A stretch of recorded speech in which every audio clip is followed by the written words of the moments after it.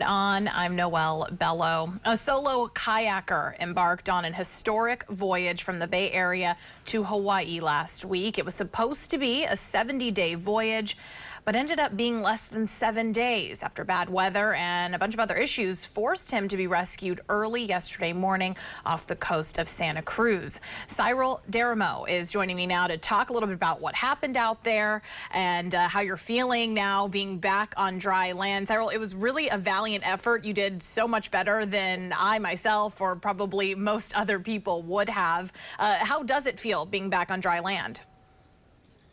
Feels great to be on dry land. I wish I could have stayed on the water, to tell you the truth. I was planning for a 70-day trip, and cut it short after 6 days is a really bummer. But that's how nature is.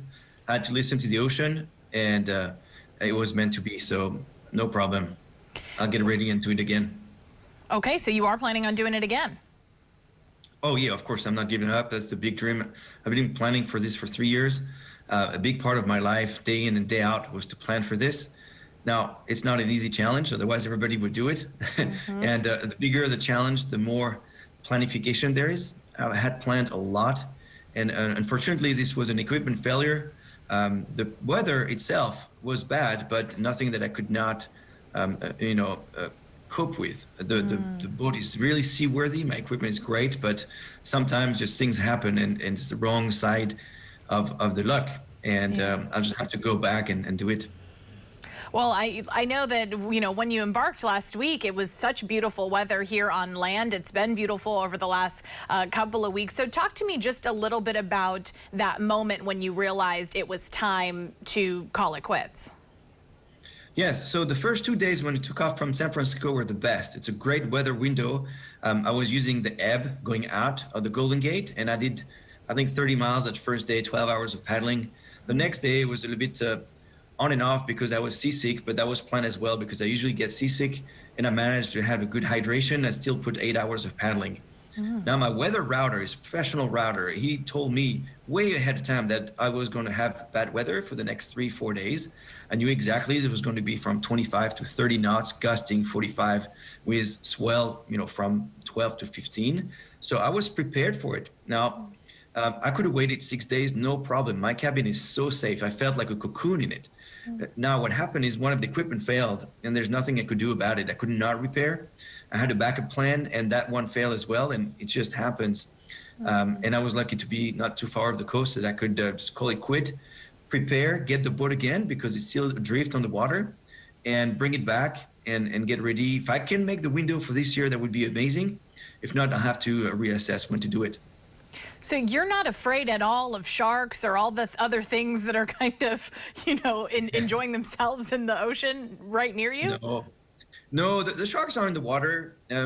Really, they might be curious and come and say hi. I've seen a lot of whales that were amazing the first 3 days.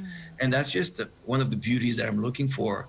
Albatrosses and birds. And, once you know the danger, or it's actually a risk, but it's a risk that is very easy to cope with. Then you're not afraid anymore. It's the same, being in a cabin that is so confined, rocking right and left. Once you feel that it's like a cocoon, it's a completely different feeling. So it's very much of a mental preparation. Okay. And you were able to sleep out there, and your kayak doesn't just kind of drift away? Yes, the kayak drifts, and that's part of it. You want to let it go. There's no buoy to attach yourself to, but part of the plan is to wake up every hour or every 2 hours, depending on the plot, and to look if there's container ships around, there's fishing ships around, and how you're doing, drifting in the right direction, and then adjust. That's the life at sea, and that's the life that I love. Wow, so barely even sleeping while you're out there. I know you did this journey before with a crew of 4 people. Did you notice the difference in difficulty of just being by yourself pretty immediately out there? Yeah, that's correct. So the first crossing I did 5 years ago was on a rowing boat and in a crew of 4 people. So both the vessel and the crew made it different. Now, being alone is just brings your self-awareness to a much higher sharpness. Anything that happens mentally, physically, emotionally on the boat, the weather, the gear, the electronics, the water maker, food intake, etc. You have to be sharp. And I've been training for that. It was not a big surprise. Now, I'll be even more prepared with those 6 days of experience next time I attempt it. Okay. You had said the journey, that before the journey, before you set off last week, you said that not being around people was going to be the hardest part of this. Do you still feel like that's going to be the hardest part when you try again? Yes, for sure. A week you can't really see anything. I think the change might come after a month, 40 days, 50 days. Now there's mental tricks I've been preparing for, meditation and visualization, and many other tricks. I'm an extrovert. I love people. My departure was so intense emotionally that, probably I would focus on arrival and have those same emotions. That what would motivate me in my crossing. Okay. A lot of people would just say, this guy's crazy. Why would you do this? Tell us your why. Well, everybody's different. For me, I've got a passion for life and for experiencing what everything in life can bring. Now, I like to push my own limits. I like to do things that, are new, and I'm constantly looking for spontaneous new experiences. So that's part of my personality. That's my way of living life to the fullest. Yeah. Everybody has a different way, and I just invite everybody to look for that in their own lives. Well, you are definitely an inspiration, I know, for a lot of people. If you do set off again, what are you, in terms of timeline, when are you looking and hoping to do that? The best weather window needs to be 2 or 3 days again of clear wind. Okay. So it has to happen before the end of June.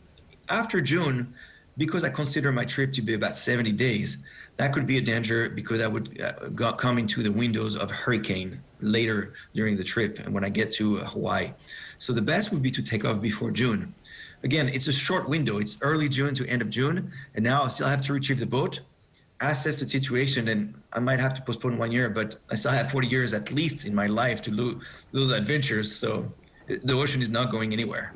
I think we're playing some video from that you sent us from your actual kayak. I mean, it really does look like the waves are intense, and you saying though that you had some seasickness and all of that. The fact that you're able to kind of figure out how to stabilize yourself while you're out there is kind of wild. I'm curious about the rest of your body though. Sitting for that long, how do your legs stay strong and whatnot while you're out there?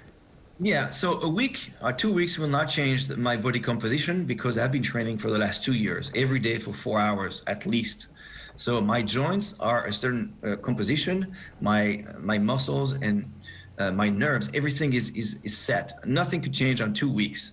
Now, obviously, I could have some scars, I could have some little chafing, and that I can manage. It's not a problem. If it doesn't stop me from paddling, I'm not stopping. Okay, and you had to just pack yourself 70 days worth of food. What are you eating while you're out there? So, it's a balance between having high calorie intake, but also lightweight.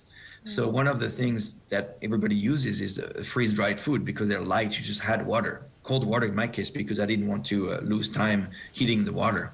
But also bars. I have a bar that is especially made for me that is 550 kilocalories, very light, big, and I could eat that three a day. That would be a perfect meal. But then snacks, anything that you want to eat, you can, because at the end I'll probably lose 25 pounds.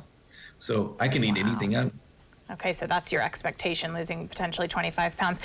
What happened to your kayak? Was the Coast Guard able to bring it back to land, or what happens to it? No, so the purpose of the Coast Guard is to, save lives. Right. So they come and get you. The vessel is drift at sea. I left on purpose my GPS on, so I know exactly where it is at every time of the day. Now, it still is at sea, maybe off the coast of Monterey right now, because it's been drifting for 3 days. And I'm trying to find a boat that would take me there and just bring it back to the harbor. Okay, so if anyone has a boat that they're willing to transport you there so that you can get it and bring it back in, you'd really appreciate that, I assume. Oh, fantastic. Yeah, fantastic. Anything else you want people to know about this journey and why you decided to do it? Well, I received so much energy from everybody jumping on the dream of trying to make this happen. Yeah. Now, not everybody wants to cross oceans, but everybody should try to live the best life they can imagine. And humbly, this is what I'm trying to do for myself, my own way. But please join the journey. It might take a year, 2 years. I'll keep going at it. And please look in your own lives how you can make your best life ever.